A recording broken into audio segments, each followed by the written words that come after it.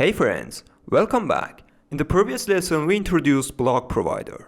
BlocProvider is now responsible for creating and storing our counter block. We also removed BlocProvider from Block Builder, and that's where we left the application. But as you know, Block Builder doesn't work and update our UI. So what is the problem? The reason is simple. We moved the responsibility of creating the block to BlocProvider. So now the question becomes, if BlocProvider owns the block, how can we access it? Flutter Bloc gives us a very convenient way to access a block, and that's context.read method. This method is gonna take a generic parameter, and this parameter is our block or what block you want. And this method tells Flutter, starting from this widget, go up the widget tree, find the nearest counter block, and return it to me. Remember our widget tree.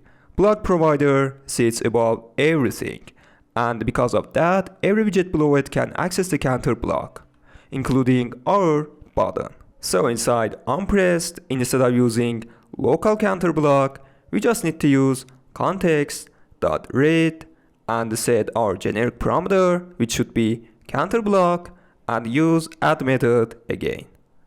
And now we can add our event by using context.read. We can do this also for decrement button, just like this.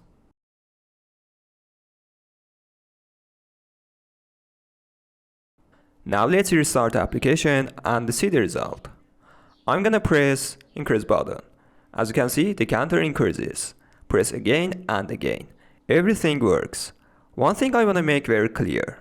Context.read doesn't listen for changes. It only gives us access to the block. Think of it like getting a reference to an object. That's why it's perfect for button clicks, because when a user taps a button, we don't need to rebuild anything. We simply want to send an event. That's it.